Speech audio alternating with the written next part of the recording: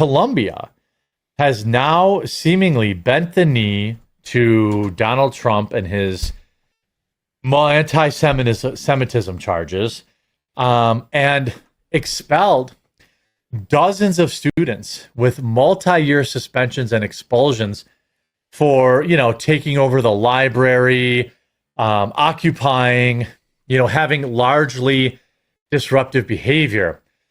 My take is, I don't care. You F around, you find out. Right. I don't care. Like, here's the thing. I think kids are allowed to be anti-Semitic if they want. Do I have a $10 off the annual promo code? I think I have a $20 off annual. Hold on, let me check. Let me know if it works.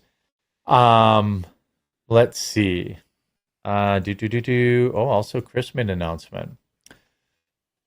Oh, the ad read thing. Okay, we'll talk about that. Let me see here. Who gave me the annual promo code? Anyway, while I look for that, what do you think about these? Like, I don't care. I don't think they should be getting expelled for being anti-Semitic, but it seems like they're getting expelled for, like, occupying these buildings and things like that. Right. What do you make of that, Melonie? Do we have anything on the screen for it, or is it still, or anything specific that happened? But all I know is, like, whenever they cause a fuss or they do all these, like, protests on school grounds and stuff like that, and these, rumble.com/premium/the quarter, and you should get $20 off annual, I think. Sorry, go ahead. But yeah, I think you can't punish people for personal beliefs and stuff, whether you agree or disagree with whatever their beliefs are. But it's a different story when you're on school grounds and making a commotion over these kind of things and causing a disruption for other students. So yeah, I mean, I'd have to see on case-by-case basis what exactly happened. But I know a lot of these people, these pro-Palestine protests and all that stuff that's been going on in different colleges, I am not mad at all about them expelling these people. Yeah, I mean, I think you have a right. Like, I think the tuition at Columbia is like $80,000. I mean, I have just as much right as anybody else to the education I'm paying for. And if these douche nozzles are interrupting that, they should be suspended. Yeah. I don't have any problem with that whatsoever. They have not given us, like, a specific list of people and what they did, which I agree I would like to see. Oh, well, let's get this off the screen. But what do you think, Hannah Claire, about this? To me, is clearly because of the pressure the Trump administration has been putting on these universities over. You know a lot about anti-Semitism, so you're our resident anti-Semitism expert. So let me just kick it to you. I definitely thought you're resident anti-Semite, and I was like, wow, this is getting real aggressive. Oh yeah, I could have went that way. Yeah. I mean, I do remember talking about these protests a lot. What are they? At least, is this a year ago at this point? Year ago, yeah. Last fall, I think. No, they were. Oh, summer. They were last spring.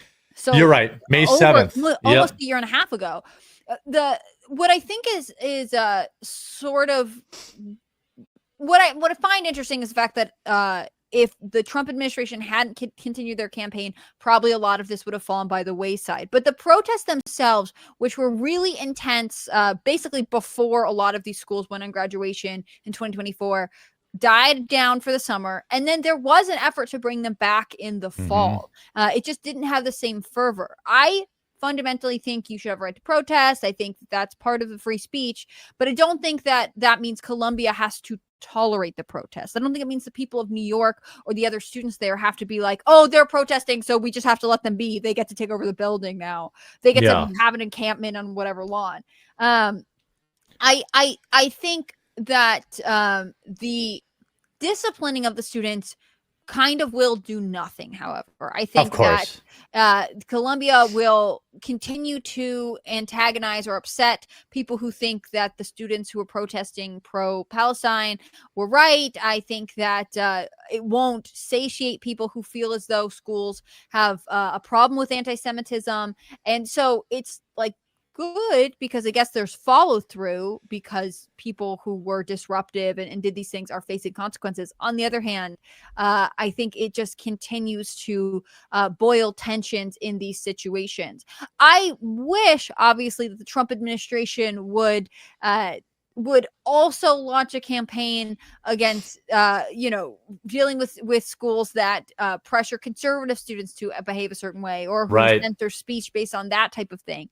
It is a little bit sad that it's one specific thing. On the other hand, because of the geopolitical tension, I can understand why this is a topic that's at the forefront right now.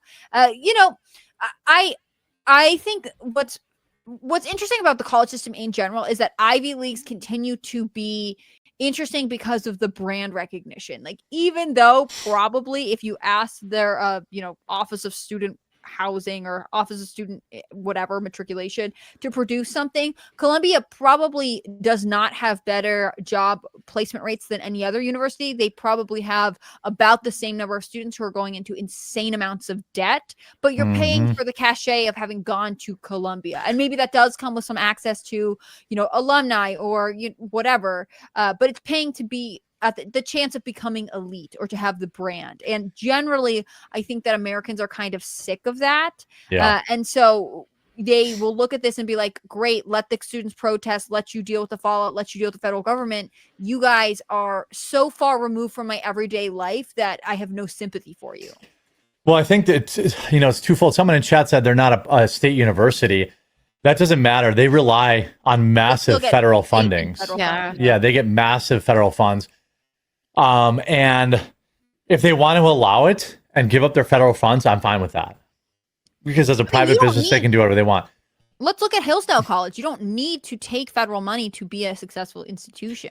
No, but also I think when you talk about the cachet, I think what Columbia knows behind the scenes is this is bad for their cachet. Yeah. The reason people pay is for the cachet, is for the brand. A Louis Vuitton purse or a Cartier watch, they aren't necessarily technologically better. They're not, a Louis Vuitton for $2,000 is not a better purse than a purse you can buy for $20 at Walmart. So when you start to erode, his wife specifically. Yeah, well, no, my wife has Louis Vuitton purses, but and I say that every time. I actually bought them for her. I shouldn't put her on blast for that. Oh, I was just teasing. Yeah, I keep my wife clothed in all the best. The finest jewels. Yeah, but not Cartier watches. Those are crap. Don't buy Cartier watches unless it's a classic Cartier. Then maybe. And don't buy iced out watches. They're dumb too. But anyway, if you hurt the brand, now you can't charge $80,000 a year anymore. If these people aren't walking on somewhere that is like, making $200,000 a year because they went to Columbia, then the pipeline gets cut off. And there's just no, that's the real reason they're doing it. They don't really give a shit about anti-Semitism. Right. And I would find it interesting to see if there becomes a coalition of schools, because all of these schools are essentially fighting for the same people when they're doing enrollment, and they all need to keep their enrollment numbers up to be able to sustain this, even with the influx of money from the federal government. So it would be interesting to me if you see a coalition of schools that are specifically seeing a boost because they're resisting the Trump administration, or they're openly more pro-Palestine than people are okay with. Like, if politics in this sense could shift some of the interest in schools, the Ivy League will always be kind of what it is. On the other hand, if you were to get the wokest of woke, richest of elite kids to be like, I don't want to go to Columbia, I don't care, wealthy mom and dad, that it's, I'm not going to get a job afterwards because it's a stain, It's embarrassing to go there because they're so, they're not supportive of this movement, or what do the people say? Like, they're supportive of genocide. Like, if you could get young, wealthy progressives to turn away from the Ivy Leagues, that would be interesting to me. Yeah, I mean, ultimately, this is about enrollment. We saw this, just to wrap this topic up. If you just Google or use Brave Search, look what happened to Mizzou. They had to close down 2 dormitories after they had the Black Lives Matter nonsense. Mm-hmm. Look at what happened at Evergreen College, a private school that about 9 woke people took over, like the student union, or I think they were in the president's office, and refused to leave. That school is on the verge of bankruptcy because there's not enough woke tards to keep these places running.